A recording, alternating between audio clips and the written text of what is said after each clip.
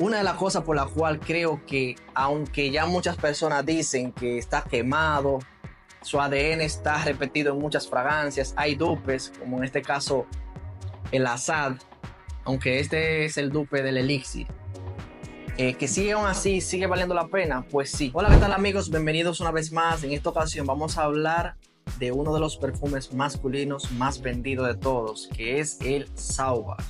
Así mismo es, señores. Este es de esa fragancia que vino para quedarse, marcando significativamente su presencia en el mundo de la perfumería masculina. Aquí veremos, sé que hay 1.000.000 de reseñas sobre esta increíble fragancia, pero las mías son distintas. Aquí veremos por qué sigue siendo tan preferido si tú estás dentro del perfil de público objetivo de esta increíble fragancia y mucho más. Así que te invito a que te quedes en este video, te suscribas y active la campanita de notificaciones para que no te pierdas este tipo de contenido. Pues ahí vamos, entonces entramos en materia de una vez, hablando de algunos de los datos técnicos de este increíble perfume. Fue lanzada esta versión, la Eau de Parfum, en el 2018. La primera, que es la EDT, es la versión más ligera, que fue en el 2015, pero pese a que no tiene demasiado año en el mercado, sí que se ha metido duro porque tiene algo que ya más adelante lo voy a explicar desde mi punto de vista, que es lo que hizo que este perfume llegara para quedarse y hombres lo prefieran botella tras botella siempre. Entonces, ¿qué no tiene esta fragancia que pertenece a la familia Oriental Fougère? Ya automáticamente escuchamos esas dos notas, dos familias, perdón, olfativas en un perfume. Podemos saber por dónde anda, bastante especial, ¿verdad? Bastante duradera, por si acaso no lo conoces, ¿verdad? Entonces, ¿qué nos prepara este perfume a la salida? Una explosión de frescura, una explosión vibrante de la bergamota. Esta salida lo que hace es que prepara los sentidos con ese encanto, esa energía cítrica que caracteriza. Lo que me parece maravilloso en este perfume es que básicamente una de las cosas que lo hace tan bueno es que tiene un poco de cada mundo. Es decir, en la antigüedad, hace 40, 50 años, los perfumes eran más enfocados en las especias, en el cuero, en la madera, y no eran tan insistentes en mostrar fragancias o hacer fragancias masculinas que evoquen limpieza. Entonces este tiene una exquisita combinación de estas dos características. A la salida, como te digo, esa nota exquisita de la bergamota lo hace ideal para prepararte los sentidos a su corazón, donde ya es más pesado y más cálido, que contiene pimienta, anís estrellado, nuez moscada y lavanda. Una combinación perfecta, exquisita, en el que se presenta lo especiado, lo cálido y lo fresco. Ideal para poder amortiguar esta calidez y esta sensualidad especiada que te acabo de mencionar. En el fondo, entonces, descansa en el ambroxan y la vainilla. Aquí es donde se puede diferenciar de la primera versión, que es la EDT, que es la Eau de Toilette. He visto algunas personas que han comentado que esta versión, pese a ser más concentrada en sus aceites esenciales, por eso es la versión Eau de Parfum, es más fácil de usar que la EDT. Y es porque el toque un poquito dulzor sensual, que en este caso de la vainilla, lo hace más llevadero. Hay personas que la primera versión la usaron un día y ya básicamente se convirtió en un verdadero dolor de cabeza, literalmente. Y esta, pese a ser más concentrada, es más fácil de usar.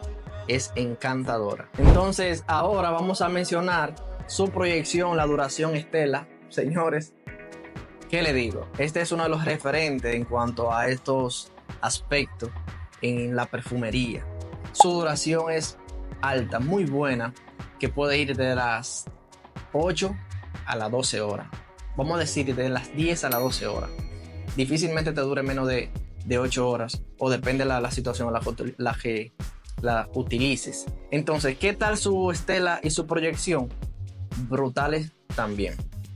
Es ese tipo de fragancia que cuando lo usas, y principalmente en las primeras horas después de su aplicación, tratará de llenar todo el lugar donde te encuentres. Es decir, plantará su presencia y te hará notar sí que sí. Así que si tú eres un hombre más introvertido o que quieres utilizar una fragancia más sutil, más íntima, óyeme, no te pongas este perfume, porque sí o sí te darás a notar. Eso hace que la fragancia te básicamente marque territorio. Tú llegas a un lugar, a una cena romántica, una reunión formal o cualquier actividad social de carácter con este perfume puesto y te darás a notar.